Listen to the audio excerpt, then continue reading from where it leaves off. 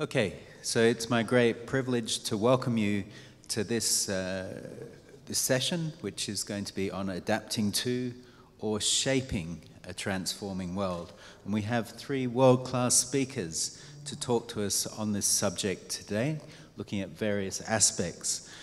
But just to start, I'd like to say a few words to set the context. So when University College Dublin was founded as the Catholic University of Ireland in 1854, the world, or at least a great portion of the world, was in the grip of the Industrial Revolution. Steam trains carried people and goods across continents. Ships powered by massive steam engines carried people and cargo from continent to continent in quantities never seen before in human history. Practical automobiles and powered flight was just around the corner. And also the 19th century, during that time, saw more universities established than had ever been established in any previous era, heralding a new age of learning which has continued to this day. During the lifetime of many of us here, we've seen the digital revolution, from a time when computers occupied entire office floors to the stage where now everyone has one in their pocket. Now we can contact virtually anyone, anywhere in the world. I've been to some of the poorest areas of India and Africa and witnessed people in those regions operating mobile phones just as much as we're doing here today. So this is something which is unprecedented. Given the contact details of anyone, anywhere in the world, we can contact them instantly. If we wished, we could now arrange every practical aspect of our lives without leaving the house and without actually ever talking to anyone. Yet here we are in Kuala Lumpur, with many of us having traveled massive distances to meet together, to hear presentations and to discuss in the time-honored way, considering ways to adapt to a transforming world and ways to shape that world. And it's perhaps worth reflecting on that. We're doing this in exactly the same way it was done 100 years ago, perhaps with the technology supporting us, which they didn't have back then. We need to consider when to shape the world and when to adapt to the changing world. Perhaps we also need to consider why to adapt and why to shape. I think the UN post-2015 Sustainable Development Goals could be seen as an attempt to answer these questions on a global level. The 17 Sdgs have particularly caught the imagination of this sector, the higher education sector. I know that many of your universities are taking actions in line with the Sustainable Development Goals. At UCD, I've set up a subgroup of the senior management team specifically tasked with coordinating the university's response to those goals. One of the things we're doing is partnering with the UN and the EU to create a shared future based on a sustainable development of infrastructure in agri-food. So it's with great pleasure then that I introduce the first of our keynote speakers this evening. John Thwaites is a professorial fellow at Monash University and the chair of Climate Works Australia and the Monash Sustainable Development Institute. He's a consultant at Maddox Solicitors, providing advice to the firm and its clients on climate change, water, sustainability, and corporate social responsibility. He has a distinguished track record spanning many aspects of his career, many different career episodes in there, and I refer you to the online material to read that in its entirety. So John, you're very welcome. Please come and address us.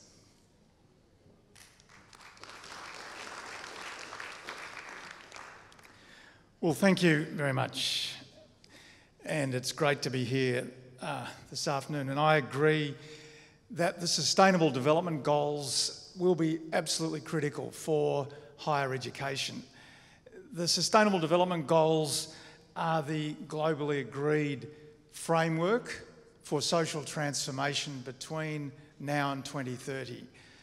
And so universities will have no choice but to adapt to them.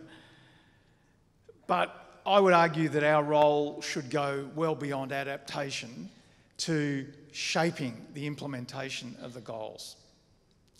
And if you look at the history of universities, we have been very much behind the philosophy of sustainable development, which underpins the goals. And universities and scientists were very influential in the development of the goals at the United Nations and in the Open Working Group. And this agenda, Agenda 2030, sustainable development, is so critical for people. It's so critical for the planet that I think we've got an obligation to direct our capacity towards their achievement. And this is also a time of fake news, a time where evidence-based policy is under threat in many countries. And so therefore, universities which have a reputation for being independent, neutral, evidence-based, are in a very good position to take a leading and shaping role on the goals. And that would be my principal argument. Now, the Sustainable Development Solutions Network, which I am part of, has produced a document called the Getting Started with the Sustainable Development Goals in Universities, and you can get that on the net. And this was really based on the experience of a lot of people in universities in Australia, New Zealand and the Pacific on what are the tools that universities need to get started with the Sustainable Development Goals. And essentially, there are 4 key areas that I want to talk about: education, research, our operations and governance, and finally, and most importantly, our role as external leaders. Well, dealing first with education. Of course, education is a bedrock of the goals. Without education, we're not going to have the people with the capacity to implement the goals. And so universities have a very important role in training the Sustainable Development Goal implementers of the future. And also, as we heard this morning, the international role of universities is important in training students from developing countries to ensure that they have the capacities and skills to implement the goals. The second obvious area is in research. And quite frankly, the goals will not be achieved without the knowledge that comes from university research, whether it's in health or engineering or the humanities. We're not going to have the knowledge that's needed without that research. But I think it is worth universities reflecting on what they might have to do differently if we're going to adequately shape research for the SDGs. One important area will be a focus on interdisciplinary research and transdisciplinary research. And a focus also on working with different groups in the community to make sure that our research is meeting the needs of those communities. And that leads to the other point that Rita Locatelli made this morning, which is the role of universities as critical observers, particularly in the humanities. We're not just deliverers and instrumental actors. We also have a critical role to highlight the values, the interests, and to critique the political decisions. And once again, it's universities' non-partisan, neutral role that gives us an extra ability to do that. Now, a good example of a project that's delivering on multiple goals that my university is involved with is a project we call Revitalizing Informal Settlements. And this is all about the challenge of providing water and sanitation in slums. There are nearly 1 billion people in the world who live in slums now, most without adequate sanitation.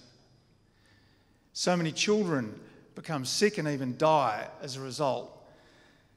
And this research is aiming to see how can we use affordable green technologies like subsurface wetlands and smart septic tanks to provide safe sanitation, to provide a healthy environment, and also to determine the impact of that on health. But what we've found as we're doing this research is the need to look at other goals like gender equality, SDG 5, because so many girls and women are assaulted now because they don't have access to safe sanitation, and they're assaulted when they're going into the fields or wherever else. And so we've used the goals as a way to broaden our research project. The third important area is in operations of the universities themselves. Our universities are big, impactful organisations that have a big impact on the environment, have a big impact on society.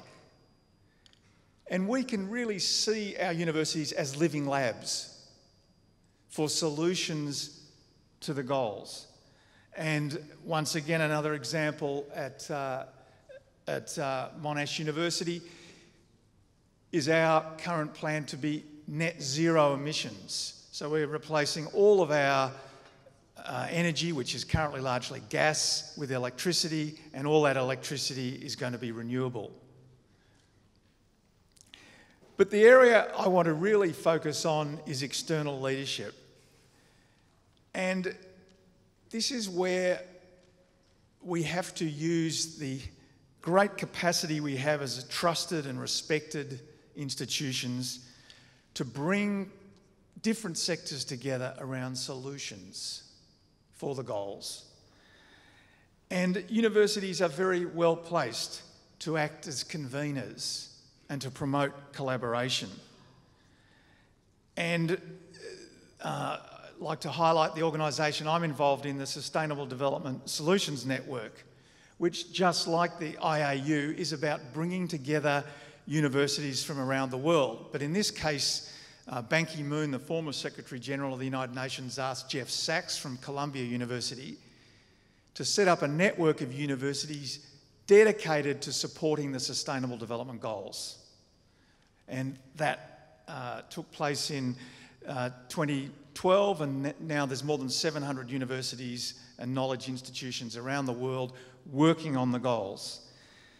And a really good example of a successful campaign was in the development of the goals themselves, where a number of universities got together with other organisations to support the introduction of an urban goal. That's Goal 11. Now, I can tell you there were many countries that did not support this. And it took a campaign that was led by people from the SDSN and other organisations to convince the delegates at the UN that we should have this urban goal. But our organisation, and working here in this region, has brought together experts, business and civil society around this issue of how can we best implement the goals. And we had a workshop here in Malaysia in 2013. This year we had a major summit in Australia with government ministers and leading business people. And then earlier this year we produced a report on Australia's performance of the goals, how well we're performing. Because in many countries, the real ability to achieve the goals will be based upon how well we monitor and evaluate our performance. And universities and academics are in a very good position to do that monitoring and evaluation. Now, I'd like to conclude, though, on the big challenge for universities if we're really going to shape this agenda. And that is that universities are very good at defining what we know. We're experts at knowledge. But politicians and decision makers don't want to know that. They have a different question. Their question is, what do we do?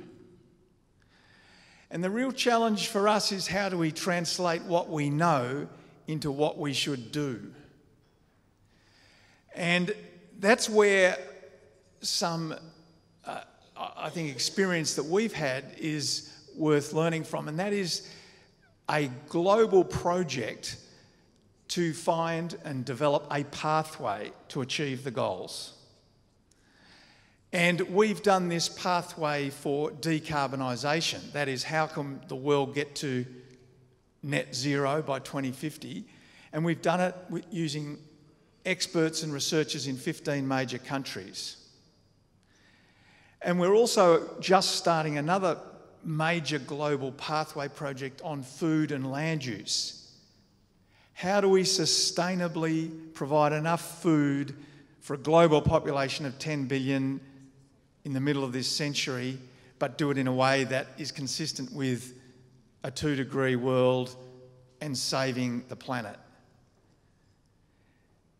Now, universities are really well positioned to be parts of these global pathway projects because we've got experts and we're used to working across international boundaries.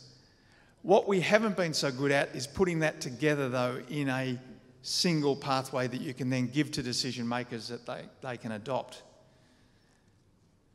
And if we do all of that, I believe that we'll be on this transformation path, a path that gets us where we need to be by 2030, meeting the goals, but just as importantly, as we move to the middle of this century, a pathway where we are net zero and we're fair, and where we've achieved the major transformations that we're going to need of inclusive growth, a healthy society, clean energy, sustainable food, sustainable cities, and a quality education system that meets the needs of the community as well as the goals. Thank you.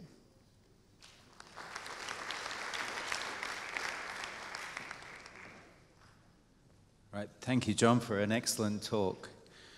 I'll keep any discussion to the end, so if you can just hold any questions that you might have, and we'll take them all at the end with a bit of a panel discussion.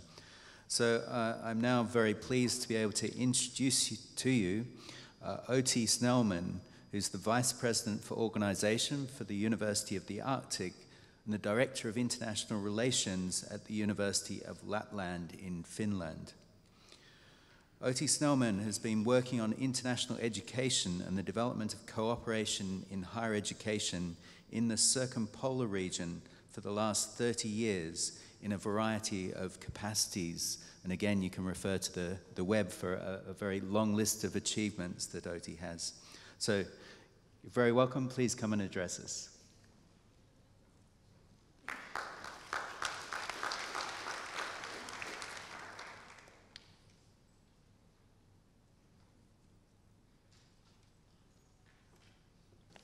Okay. So, UArctic, University Arctic. It's one of the largest university networks in the world with over 200 member institutions. It facilitates collaboration, resource sharing, and capacity building among higher education institutions and most university institutions interested in the Arctic. UArctic members are committed to the production and sharing of new knowledge. The Circumpolar Network is the only one of its kind, fostering sustainable development and knowledge exchange in the Arctic region for the benefit of the North as well as the world. UArctic was created through an initiative of the Arctic Council, the Iqaluit Declaration in 1998. Let's see if I can...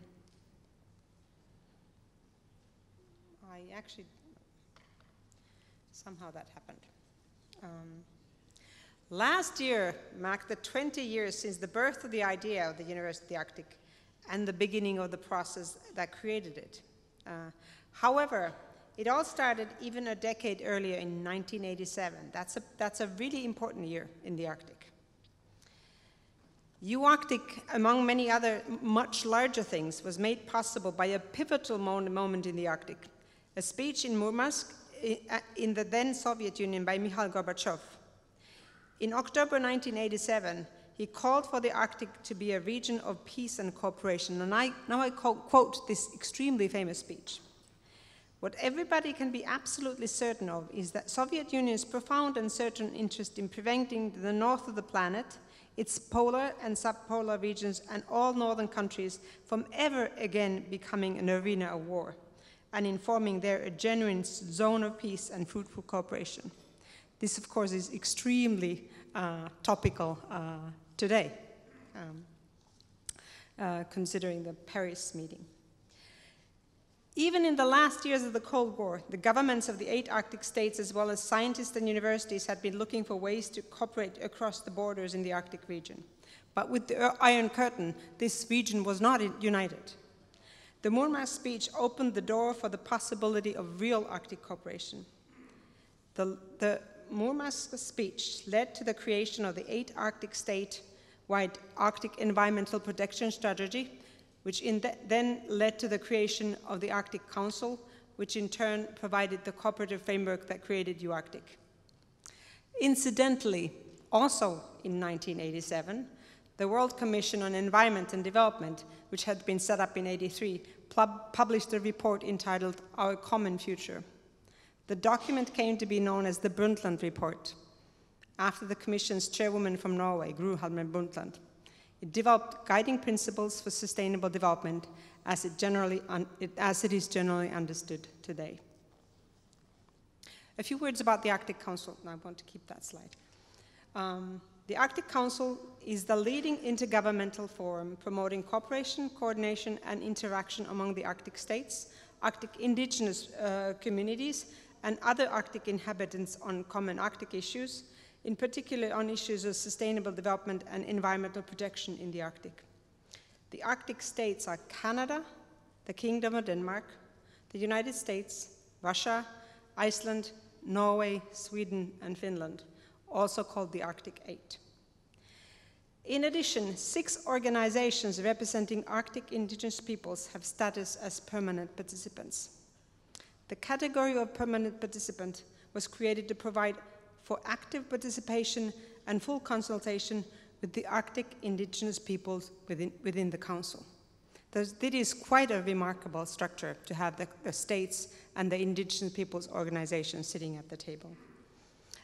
From the graphic, you will also see that the Arctic Council has observers, both observer countries and observer organizations. UArctic is one observer organization, but China, Germany, Spain, France, the UK, Japan, Singapore, etc., are also observer countries of the Arctic Council.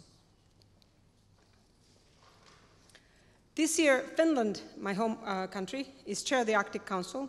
The chair country rotates every 2 years and has chosen to implement one of the priorities of its chairmanship program, education, together with UArctic. As an investment in human capacity, education is the key component in any effort to create a sustainable future for the North and the globe.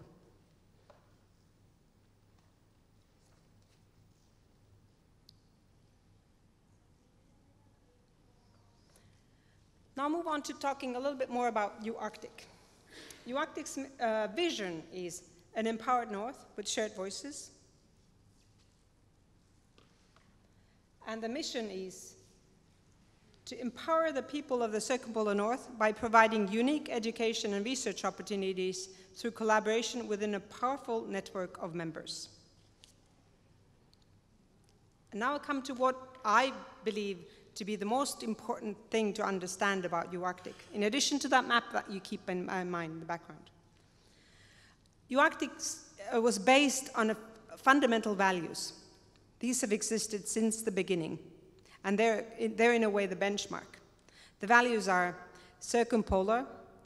UArctic promotes northern voices in the globalizing world, reflecting common values and interests across all 8 Arctic states and among northern peoples and cultures.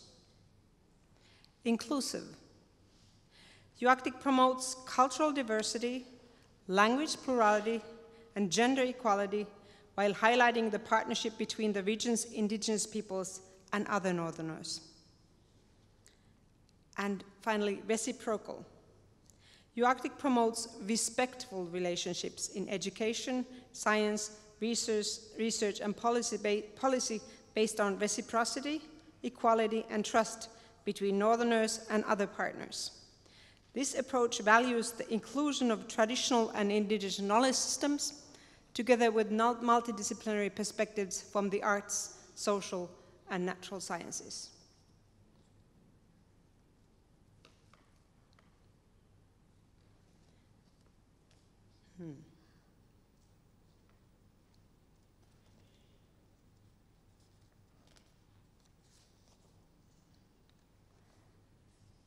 UArctic's 2020 goals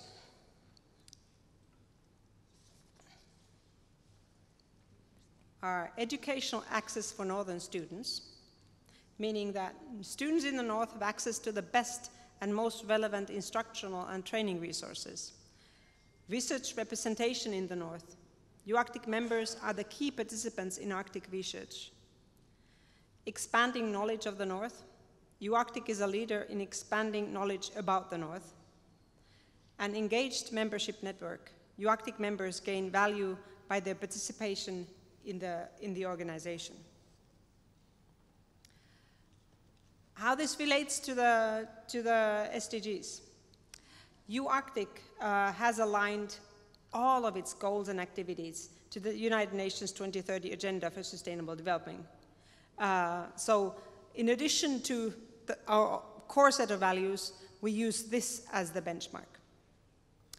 We are also formally a partner of UNESCO and report on that. Okay. How do we then actually do all of this?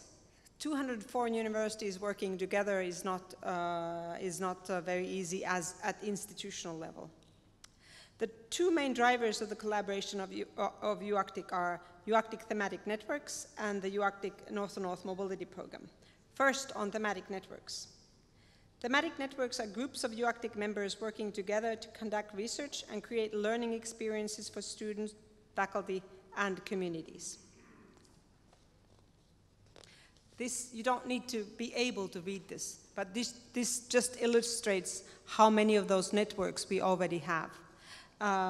We have currently a total of 50 thematic networks, all subscribing to UArctic's goals and values. Some of them are as large as comprising 50 member universities, some only 5. They themselves choose what they want to focus on: research, conferences, publications, education programs, student mobility, all of these. They also seek their own funding. But there's an incredible breadth of activity in those thematic networks. Now I would like to draw on an example from my own university, a couple of thematic networks that we run, just to show how they, what types of activities there are. First one, Thematic Network on Teacher Education for Social Justice and Diversity in Education. This network focuses on teacher education for different levels of education with a specific focus on social justice and diversity in education. The goals are to enhance teacher education for equality and social justice, advance shared research on topics relevant to network members, etc. The joint activities are joint research, student, faculty, researcher mobility, both short and long-term visits, and a joint PhD network. You see all the many logos on that slide. This network has been endorsed by the Arctic Council Sustainable Development Working Group. It's also endorsed as a UNESCO UniTwin network, meaning that they also collaborate with institutions in Africa, for example. Another example is the Arctic Sustainable Arts and Design Thematic Network. This network aims to identify and share contemporary innovative practices in teaching, learning, research, and knowledge building exchange in the fields of arts, design, and visual culture and education. This network, for example, next year, they will organize the Arctic Arts Summit, which is the ministerial meeting of the arts ministers of the 8 Arctic countries. We have our own student mobility program called the North-North Student Mobility Program. It's basically like Erasmus, but it's an Erasmus for the North. We have our own Congress, which is very similar to this meeting, except this has a science section. This year, the Congress met in Oulu and Helsinki in Finland. And the themes were aligned with the Finnish chairmanship of the Arctic Council, meaning that those priorities were environmental protection, connectivity, meteorological cooperation, and education, as well as the goals of the United Nations 2030 Agenda for Sustainable Development, supporting gender equality, and the Paris Agreement on the UN Framework Convention on Climate Change. Now, if we can have the last slide.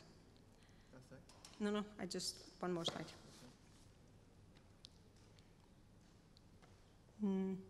No, that's not mine. I'll go ahead with this one. So to finish, you don't need to be able to read this. I will just simply read from this text. I would like to quote from the Congress declaration of the Oulu-Helsinki Congress, because this declaration feeds directly to 2 ministerial meetings. The ministers of the environment of the 8 Arctic countries, and these are not small countries, they met in October, and they used our Congress declaration in their deliberations. And when the ministers of the 8 Arctic states, the foreign ministers, meet for the Arctic Council Ministerial in May 19, they also use this text. They have already promised that they will consider our message. So this is maybe, in addition to all the programs that we do, this is real impact. We actually have the opportunity to tell the 8 Arctic governments what they should focus on. So to quote, "To move towards an empowered North with shared voices, we, the delegates of the U-Arctic Congress, representing the membership of U-Arctic, declare the following. We continue to work in close partnership with the Arctic Council to support science-informed decision-making, science advice, and science diplomacy. In partnership with indigenous peoples and communities, we seek to transform our educational institutions and systems to be inclusive, relevant, and responsive to indigenous peoples, their perspectives, interests, and knowledge systems. We see education as the essential element in building a sustainable future for Northerners, strengthening their ability to determine their own futures and develop new knowledge that benefits both the North and the world. We recognize international mobility as an inherent part of education and seek to build pathways between our countries and institutions that facilitate such exchanges. We see that cooperation in education and research can contribute significantly to all of the UN Sustainable Development Goals, particularly because U-Arctic embodies the objective of the final goal, partnership for the goals. We call on our governments and partners to support the terms and implementation of the Paris Climate Accord in order to safeguard the future of the region and the world. We view gender equality in all aspects of academic, social, and working life in the Arctic as essential. We see art, design, the creative economy as important tools for supporting the interaction between indigenous peoples and other Northerners, enhancing well-being, preserving cultural diversity, and fostering sustainable economies in the North. And finally, we ask our members, meaning these 204 institutions, to encourage more effective integration of indigenous and local knowledge by engaging Northern communities as full partners in research and in the dissemination of findings. Thank you.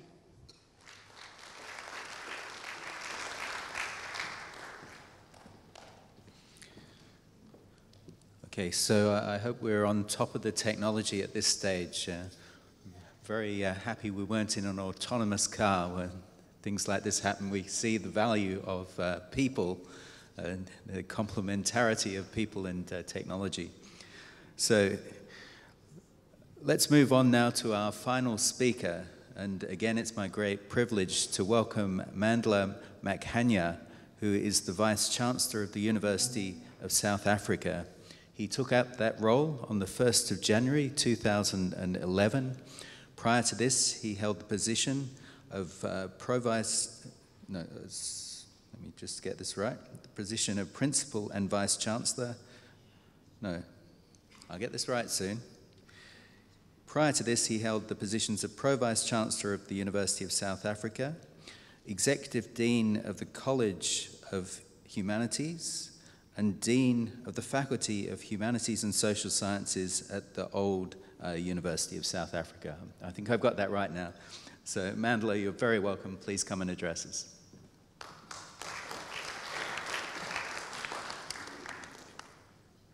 Thank you so much, Program Director, who is going to be helping us this afternoon.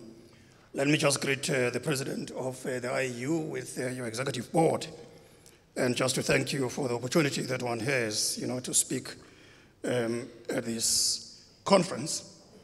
Seeing that I'm the last speaker, I'll try to gallop in order to cover a number of areas that I intend sharing with you very quickly. The abstract, as it appears there, that currently, as I say, that our world is in the throes of fundamental transformation, which is finding its echoes in every aspect of the way in which societies and their citizens live, move, and their being. And as you move on, that education has moved from the notion of being a common good as espoused in the Universal Declaration of Human Rights and other seminal policy documents, in the ensuing years, which, as we know, to one which has now come full circle.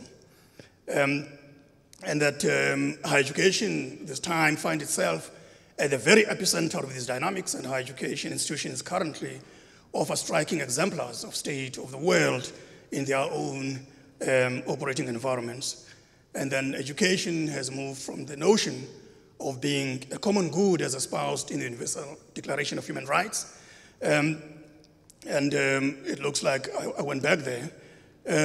So I just want to say that this time around that we need to accept that we need to understand the achievement of our education in the current climate of severe financial constraints and operational demands for fundamental institutional transformation. So the notion of adapt or die has become the reality for many institutions across the globe. And my contribution then examines some of these dynamics from the Southern context and shares the innovations that we've undertaken as a university in shaping the societies in which we live. And this is how then we thank people having spoken from the side of our continent. Now, having said this, Andrew Dix, let me say once again that it is my privilege and honor to be invited to share my experiences from the side of the African continent. I'm saying this deliberately because, as and when I speak, I'm basically representing the voices of Africans, and therefore, while I stand here, I'm standing as an individual from South Africa, but of course from our continent. Now, for the benefit of those of us who may not be knowing our university, that is UNISA, we are a university that is having in excess of 380,000 students. We are operating on a pedagogical model of open distance and e-learning. And we are offering our education via various colleges. One of these colleges is accounting sciences, it's agriculture and environmental sciences, it's economic and management sciences, it's education, it's law, it's human sciences, and then it's science, engineering, and technology. And beyond these colleges, which, by the way, are offering qualifications from high certificate level right up to doctoral level, that we have postgraduate colleges as well. And among these, there are just two. It's one, which is the Graduate School of Business Leadership, and another one is the College of Graduate Studies. So having said this, I just want to say that from the side of our continent, I think we need to accept that we are coming from an environment where education was denied for the majority of the inhabitants of South Africa. I guess I'm speaking here of a number of countries that were once colonized. So as a result of emerging out of that particular environment, we are seeking a situation where we are grounding our university within the context of ensuring the decolonial agenda so as to shake off the shackles that were associated with colonization. It is within this context that I'm arguing that in this case, we are reasserting our own African subjectivity, in the context where we're rejecting the inferior status that is associated with the deficits and lacks of our education within the space within which we are operating. So as an institution, we are embarking on a noble mission of transforming our agenda and ensuring that the work that we do is the one that foregrounds the reality of what has to happen in the context of the world education system, where knowledge systems, cultures, and values from within the context where we hail are supposed to be acknowledged. And in this sense, I'm saying we are provincializing or de-provincializing or de-universalizing the knowledge systems of the North so that we can then ground the African knowledges and Africanness within the center of how education is understood within the space in which we are operating. So I just want to say at this point that the global socio-economic and political reorganization is changing everything that we have understood and practiced as educators in the past decades. It was in 2004 that Orr stated the following, I want to quote, that it is time, I believe, of an educational perestroika, by which I mean a general rethinking of the process and substance of education at all levels, beginning with the admission that much of what has gone wrong with the world is the result of education that alienates us from life in the name of human domination, fragments instead of unifies, overemphasizes success and careers, separates feeling from intellect, and the practical from the theoretical, and unleashes on the world minds ignorant of their own ignorance, unquote. Clearly, this is a feeling that we are out of touch with the world needs when it comes to education. So to remain relevant and impactful, higher education providers will need to ensure that we are guided by the context so that the way in which we construct our curriculum must speak to the reality that we are trying to address. We need to equip our students with the relevant knowledge, but also ensure that their own experiences are playing a role in what they are being offered. This, in my view, will be to strive in regard to what I refer to as the common good and a force for social justice and access, rather than elitist, financially driven enterprises. We know that in the medium and short term, there's been latest developments in the world where you find that generally, the world over, many higher education institutions are beginning to look inwardly. This is largely shaped by contexts that are happening regionally. It is within that particular understanding that what we are trying to offer must be regional in orientation so that we can move beyond the boundaries of the areas where we operate in order to ensure that we provide that which can be of sustenance to those who are seeking higher education. But there is something that is very interesting as well, that you'll find that students are denying or rejecting what has been understood in the past as being at the core of education as understood by ourselves as professors, that we are the ones who have the knowledge base from which we can actually develop the curriculum for the students without their participation. And unfortunately, we need to accept that that's a traditional way of looking at things. Things have changed drastically, and at this day and age, what is required is that being professors, we need to accept that we are building futures of the young people that we are providing with higher education. It is for that reason why we need to accept that the professors' words are not simply just going to be accepted, as it were, without being backed by research in a manner that shows some solid foundation that will actually show that there has been appropriate consultation that has taken place. But we also have to ensure that the lived experiences of our own students should feature in the curriculum that we are providing. It is in this way that higher education will then remain as a force and a positive shaper of society, and thus, in my view, it will remain part and parcel of what we refer to as the common good. There has been a vibrant development, from the side of our own country, South Africa, to a point where there's been this argument of a fascist move in a manner in which this exciting engagement has actually happened. This is as a result of the post-Fallist movements that have actually been in the public domain over the last few years, and young students calling for decoloniality agenda to be at the center of higher education. But at the same time, we've seen another development within our higher education space. Currently, there are 2 professors who have actually reached their demise via suicide, and it has begun to cause a huge consternation within our environment, where there's an understanding that says that higher education leaders have not been trained to understand these latest developments that are calling into question their very understanding of what they have to be driving in the higher education environment, particularly when it comes to transformation. So to what extent leadership in this instance is supposed to be driven in this particular manner. We are also addressing the situation where you find that higher education institutions are beginning to be called into question when it comes to the multitudes of students that are getting through the system, but suddenly discover that they can't find spaces within the world of work. And the question that immediately arises is our curriculum at odds with those requirements and the needs that exist out there?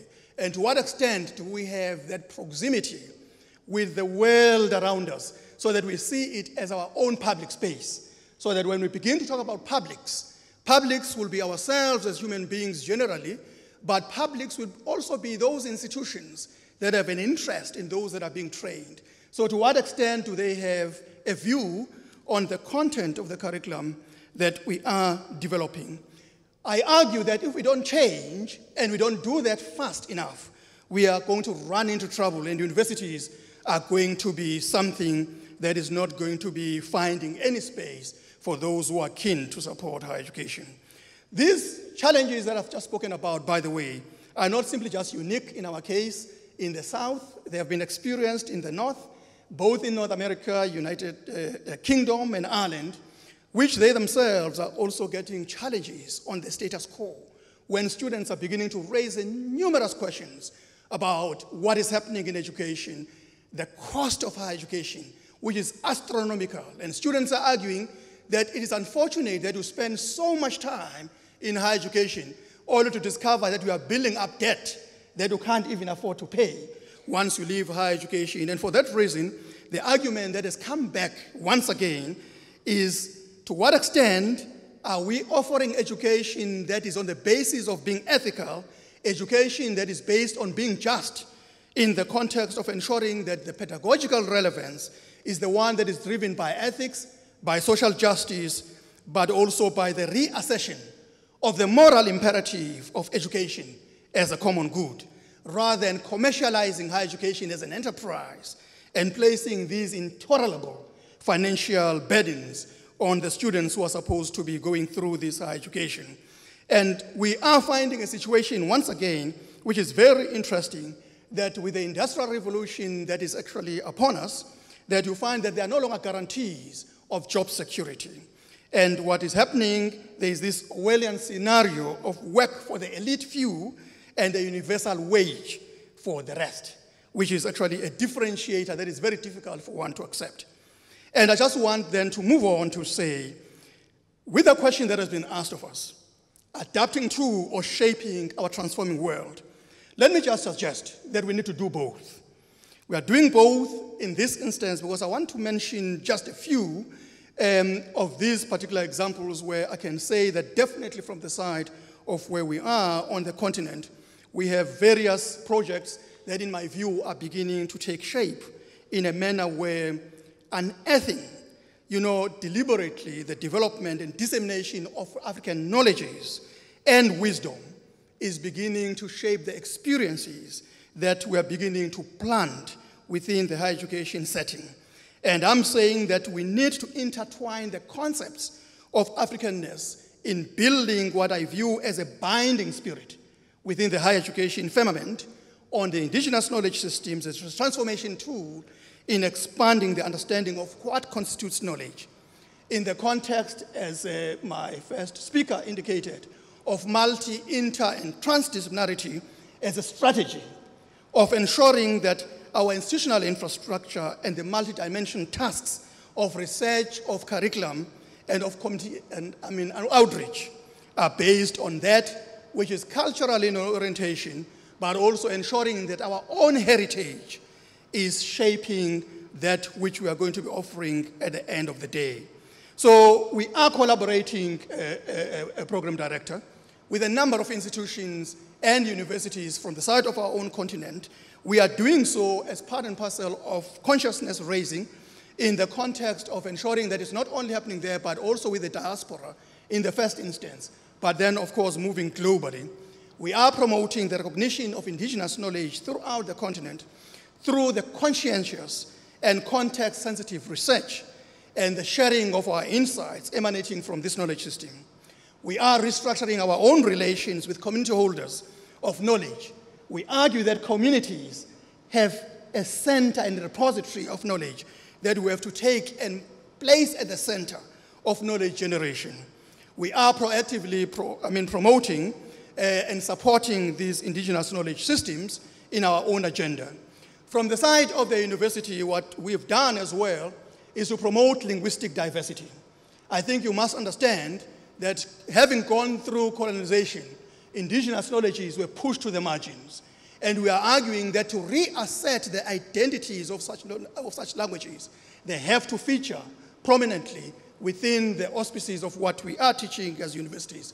And we have started now with all the strategic documents to ensure that they are provided in all South African languages, over and above English, in order to put them in that particular center. We have, in the College of Graduate Studies, developed a postgraduate program that is literally based on multi, inter, and transdisciplinarity. Within the context of the same college, we have the chair on development education, who is driving this particular agenda. It is funded by the National Research Foundation from the side of our country. The work that they are pursuing is on peace and human development, is on science, culture, and society. It is on indigenous knowledge systems and interventions. It is on universities alongside societies. That universities don't exist in isolation, but universities exist in society. So that that which we are offering must be rethought within the context of community engagement. So that what we do in our own society must be driven by community engagement initiatives. Among these, which we've leveraged recently, is the fog harvesting project, which we've actually established in the southern tip of the country. In that area, we have our own geographers who are taking an advantage of an area which is actually struggling from drought. And communities are now eking their own living from that particular opportunity that has been provided by the university in this particular instance. And in this case, by the way, there is no electricity that is required, to power the scheme. So the scheme is actually done in that natural manner. We have a biogas project where you find our own scientists actually turning waste into energy. And a number of communities are actually beginning to enjoy the opportunities that are actually provided by our own scientists. There's another one which is fairly recent. Our own scientists have actually researched, you spoke about informal settlements, my colleague there, where you find that because of the heat that they find themselves in, because of the small units where they live, they've actually now provided a paint that you actually use on such a structure. When it is very hot, that paint assists in making that place livable. It's cooler, but if it is cold, it actually also provides some levels of heat. So which is a very interesting one. So they've recently developed that. Currently, they are expanding in order to work with the like-minded professors from other universities in order to extend this project further than that. And another one that I just want to talk about very briefly before I stop is the College of Graduate Studies, which we have established in the Federal Democratic Republic of Ethiopia. It is a project that is actually a child of an agreement between South Africa and Ethiopia, where we are involved in postgraduate programs in that particular country. And at this point in time, we've produced in excess of 200 master's degrees and in excess of 80 doctoral degrees. And the program has just run for the last 5 years. So those are kinds of things that I wanted to share with you, which are part and parcel of the work that, in our view, is eked out from the environment where there are coordinations in the context of ensuring that as universities, we matter in societies where we are. Thank you so much.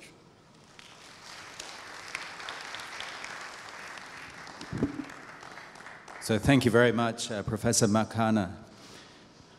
So just before we go to the audience, I'd like the panel members to consider a couple of questions. So I want to start just with John.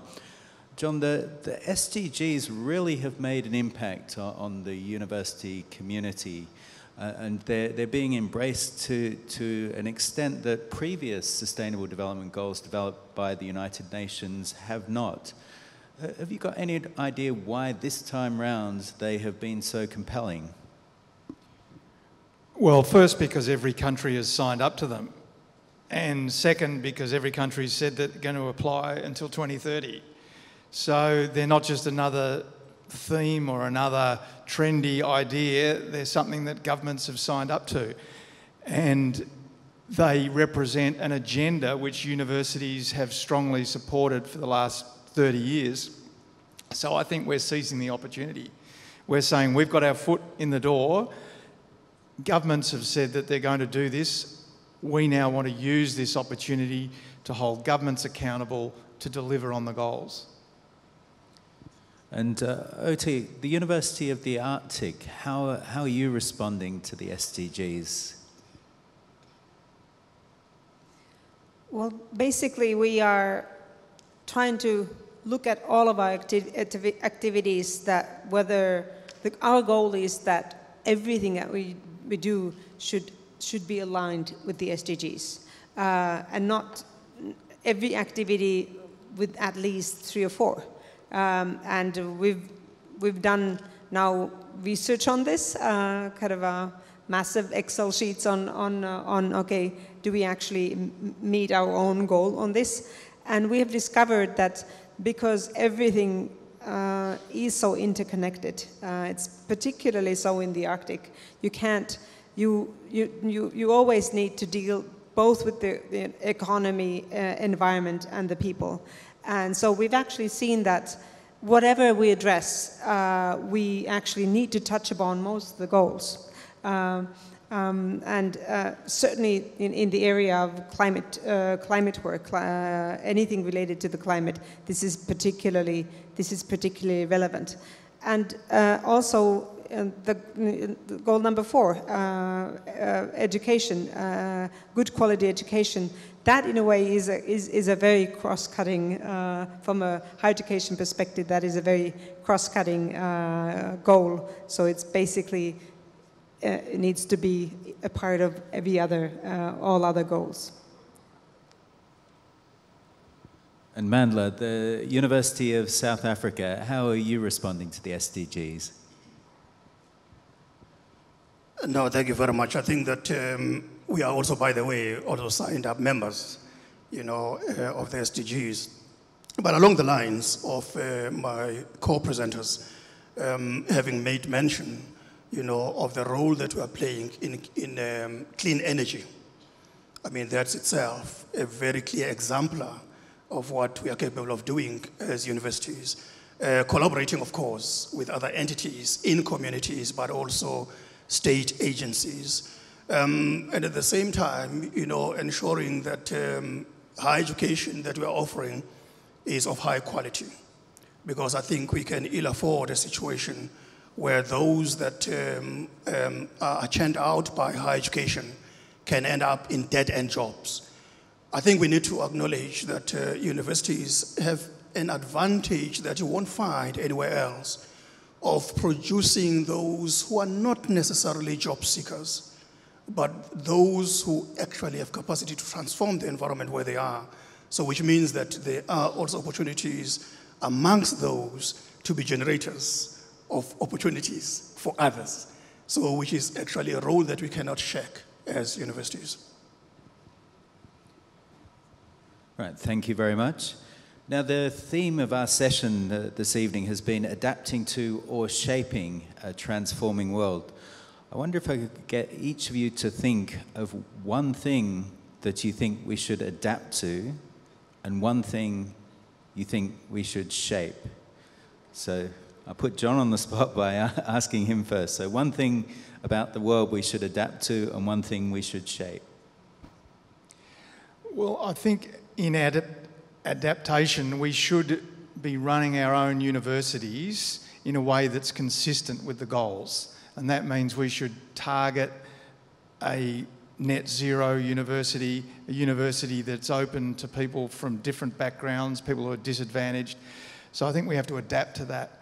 In terms of shaping, I think we have a real opportunity to shape the societal transformations, the way in which we change, for example, in our form of growth, inclusive growth, rather than the traditional economic liberalism that we were talking today. I think universities have a real role to show how we can grow in a way that improves equality, not exacerbates inequality.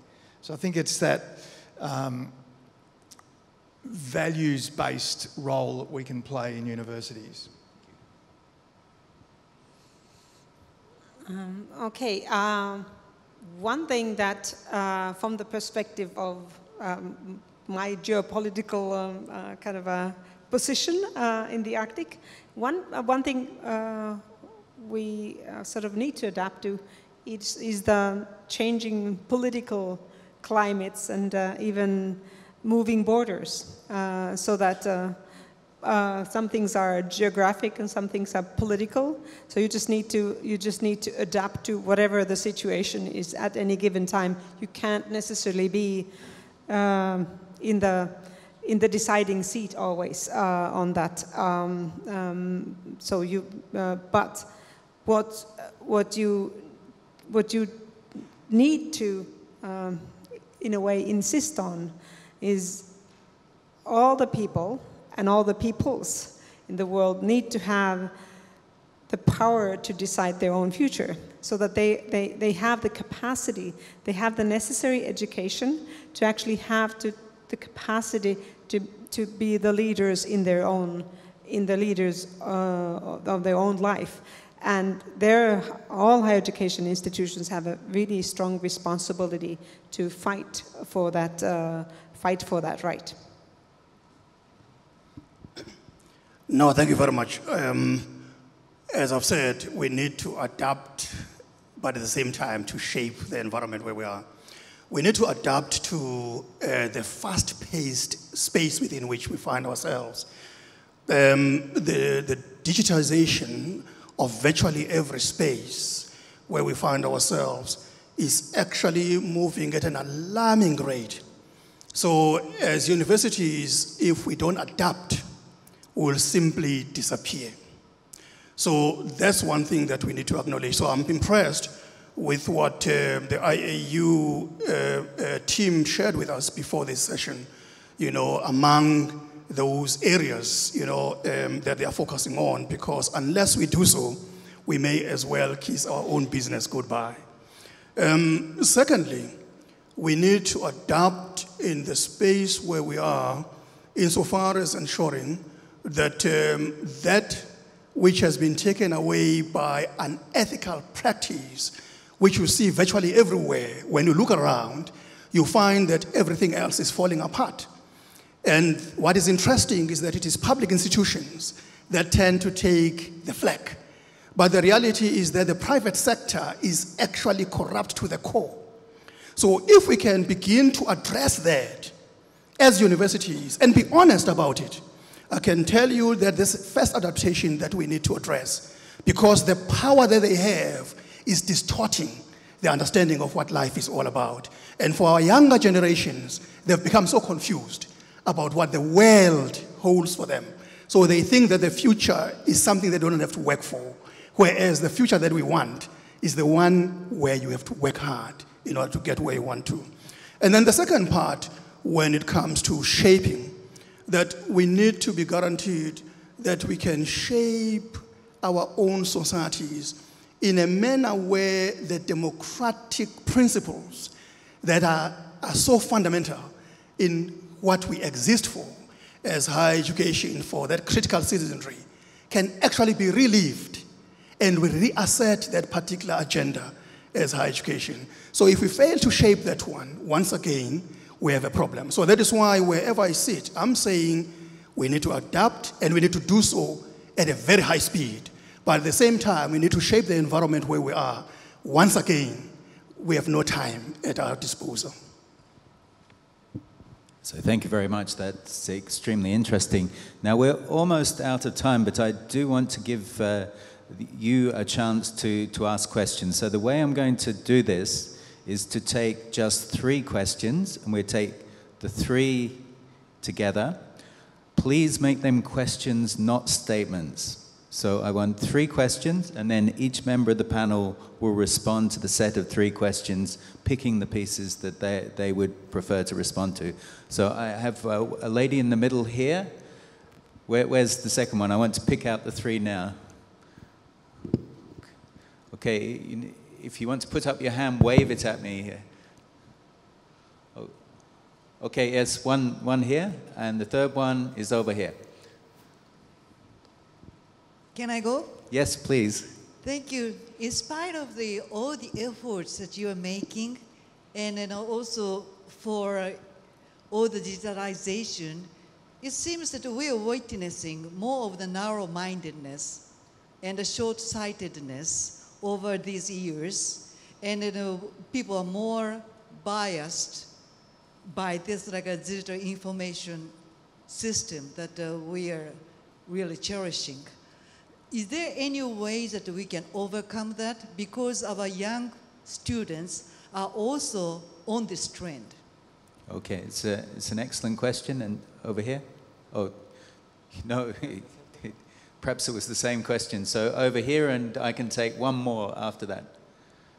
Yeah.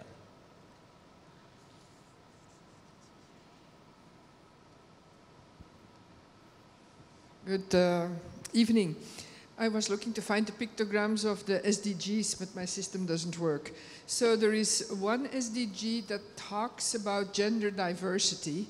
I don't know which one it is, so I was looking for the pictogram. But what I'm wondering about is that in all the universities that are present here, how it is about gender diversity, and if we as IAU, whether we should promote gender diversity. Because if you look at the governance of our universities, and if you look at the full professors we nominate in all these universities, I think there is still a way to go for equality between men and women.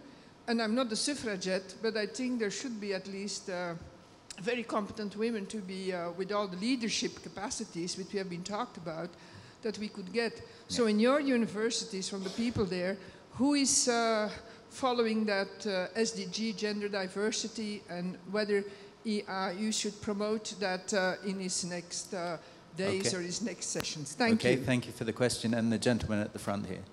Yeah. I guess I wonder, I mean, there is this urgency of time, and I wonder, as universities, are we thinking about the kinds of game-changing, disruptive technologies, and I don't just mean hard technologies, I mean social processes, that would be of such a nature to actually transform the power imbalances in favor of ordinary people at the individual level to be able to advance sustainable livelihoods. Not just work, but livelihoods that incorporate the full dimensions of our human being, including volunteerism, including market work, including citizen participation. So what can we do as universities to advance those disruptive, game-changing, transformative technologies?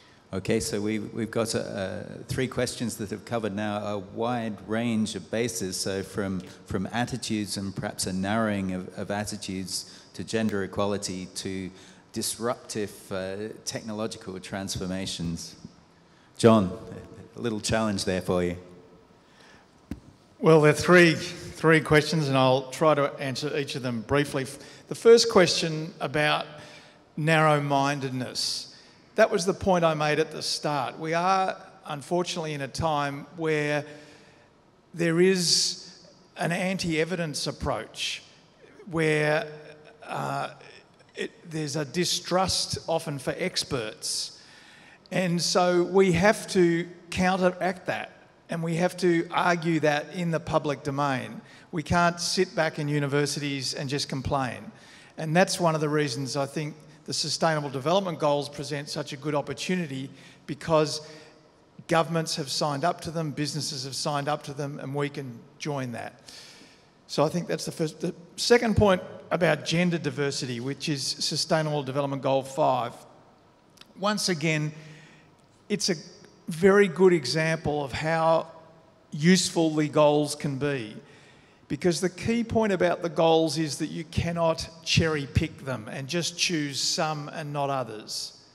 When the United Nations agreed to it, they said that these are an integrated whole set of goals, including gender equality. So if you're a university or any other institution and you're committed to the goals, you have to commit to gender equality. I'm fortunate the university I am part of actually has a female Vice-Chancellor and President. But I should say I'm also chair of a major utility in Australia, Melbourne Water, which provides all the water and sanitation for Melbourne. And we committed to the goals, and we identified that only 35% of our senior executives were women. So we have now committed that 50% of the senior executives should be women by 2020. And that was directly by forcing ourselves to commit to what we said we were, which was the goals. And then the final question, I don't have an answer to a disruptive technology that's going to suddenly get us the results we want. But I do believe universities are the home for disruption and for nurturing disruptive thinkers and for, as far as possible, incubating those ideas that then can make the great changes you talk about. The technology. Did you want to answer the technology part? No? Okay.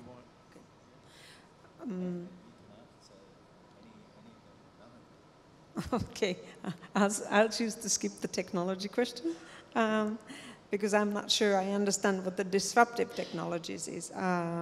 Because for many kind of very sparsely populated regions, the technologies also are an incredible opportunity to actually be connected to the world. But I'll go to the first question. That's why we exist, really. We just need to believe and every day sort of fight back. There are lots of disruptive powers in the world today that somehow, if you lose faith, you really don't want to get up in the morning. So we just need to believe in what you do. In terms of gender equality, when I was explaining about UArctic and its goals, those goals were formulated in 2001, so well before the current SDGs, and they actually resonate really directly with the SDGs. So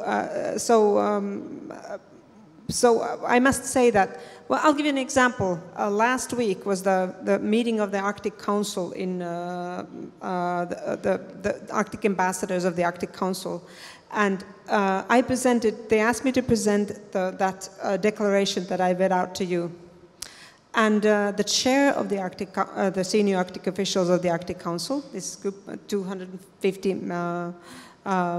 people sitting at the table, the chair commented, congratulated UArctic on being exemplary in being able to mainstream gender. He used that term, mainstream gender, because it's very clear, because it's in our values. It's there, it's something that I have to police it every day. We cannot do anything without actually being true to that value. So it's right there together with indigenous knowledge and indigenous peoples, rights of indigenous peoples. So it is, I think, very, very important, but it's also basically, it also can be done. You just have to make it a goal for yourself. No, thank you very much. On the first question, just the opportunities, that are associated, with the digital environment, and what we are supposed to be thinking about, rather starting with the very last one, that it's important for us to think about digital, and disruptive technologies if we are hoping for a bright future. Because we have to accept that we currently have digital natives, and I cannot see the world reversing that.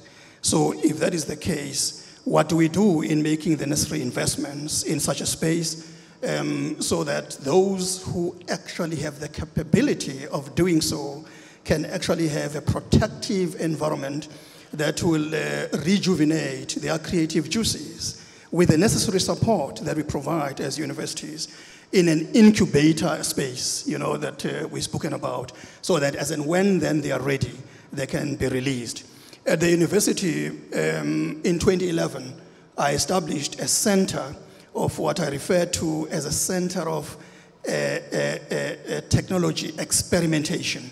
And people were wondering what this is about, because I didn't hire anybody. I simply argued that I'll be providing resources for those who want to experiment on virtually anything that is technological in orientation, so that they can have opportunities of growth in that space. And it's actually beginning to happen this time around, much as there was an opposition at the beginning, and it's moving in the right direction. When it comes to the other questions, I guess my colleagues have actually tackled them very well. On the question of gender equality, I must mention that gender diversity is a critical component. The world, from the way in which it has developed, remember that as we've been evolving, patriarchy has actually been a crippling source of what we're experiencing as the world. So until such time that we actively attack that problem, we are never going to get it right. So as universities, I think the primary thing that we should actually be fighting for is to increase drastically the numbers of female students. That's a starting point. So if as universities we cannot talk about a percentage of female students being higher than that of male students, it means we are far from winning this battle. And secondly, on staffing, that as leaders of universities, we should do it deliberately and not expect anyone else to do it on our behalf. At the university, I have an executive of 8 people. 50% is female and 50% is male. I deliberately put it up front that when I do make the appointments, this is what I'm going to be doing. So either I get an increase that will go beyond 50% of females rather than the other way around. And it is my own view that unless we push that agenda, we're not going to be successful. I've similarly insisted that with colleges across the board, that is what we should be seeing happening so that we can actually succeed. So it is in our hands. That's basically my own argument. So we have to drive that as the center. So if it is driven from our own offices as leaders, it will happen. But if you hope that someone else is going to do it on your behalf, you may as well just forget it. It will never happen.